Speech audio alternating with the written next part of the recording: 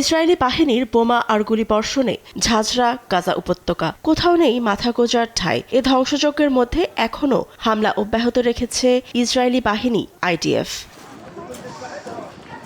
সোমবার গাজা সংবাদ সংস্থা ওয়াফা জানিয়েছে, পূর্ব গাজার সুজাইয়া এলাকায় গুলিবর্ষণে নিহত হন বেশ কয়েকজন বেসামরিক নাগরিক। 24 ঘণ্টায় নিহত হয়েছেন 10-এর অধিক ফিলিস্তিনি, যাদের বেশিরভাগের লাশ ধ্বংসস্তূপ থেকে উদ্ধার করা হয়।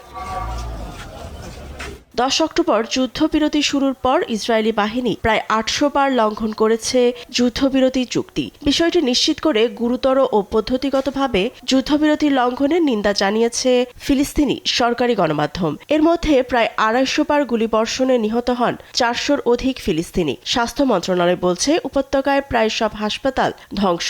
এর মধ্যে আছে 34টি হাসপাতাল ও 100-র অধিক স্বাস্থ্যকেন্দ্র। গণহত্যা বাস্তুচ্যুতির সঙ্গে লাখ লাখ ফিলিস্তিনি ওষুধ, খাবার, আশ্রয় ও মানবিক সহায়তার জন্য লড়াই করছে। এর মধ্যে শীতকালীন ঝড়ে আরও ঝুঁকিতে ফিলিস্তিনিরা। যুদ্ধবিরতি কার্যকরের পর 44,000 ট্রাকের মধ্যে অঞ্চলটিতে প্রবেশ করেছে 18,000-এর কম মানবিক সহায়তা। সোমবার জাতিসংঘের মুখপাত্র স্টিফেন দুজারিক আশ্রয় সামগ্রী প্রবেশে সকল বিধিনিষেধ তুলে নেওয়ার আহ্বান জানিয়েছেন। আরও জানান, উপত্যকায় 5টি প্রদেশে হামলায় হতাহত এবং মানবিক কার্যক্রম ব্যাঘাত ঘটছে। ফাতেমা তাসনিম, নিউজ ডেস্ক, দেশ টিভি।